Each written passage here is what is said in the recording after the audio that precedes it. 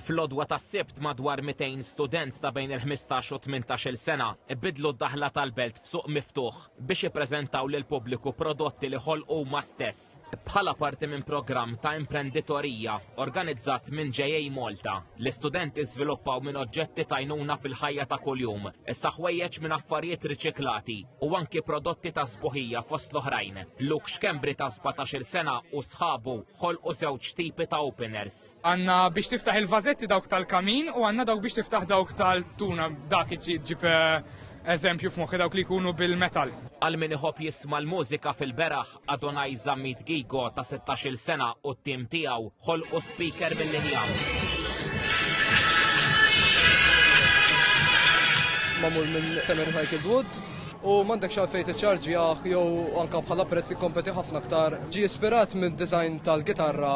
U Daniel Luke Spiteri ta' 17 sena u sħabu ħasbu biex jissiġillaw il-bwiet b'mod li ma jaqgħux l-affarijiet minnhom. Għamilna biċċa 3D printed tmur minn wara u minn quddiem tal-qalsiet u l-kalamiti jżommu l-but magħluq. Ma TVM News il-kap eżekuttiv ta' JA Malta, Matthew Karwana, spjega li l-istudenti bdew imexxu l-kumpanija tagħhom minn Ottubru li għadda u sa jibqgħu jagħmlu dan sa Mejju. U dik hija esperjenza li verament ipoġġu l-ħiliet li qed jitgħallmu fl-iskola fil-prattika. Stqar li l-qafas legali ġdid imħabbar f'dal-ġranet biex żgħażagħ minn 16 sena ikunu jistgħu jiftħu kumpanija issa jagħti imbottatura akbar lill-istudenti ta' sixth form. Qal li l-inizjattiva intrapriża kienet proposta ta' JA Malta u li l-gvern laqa. Li għandna daw l-istudenti li jkollhom 16 sena jkunu għamlu sena imexxu kumpanija tagħhom imma wara l-programm tagħna jkollhom jalqu.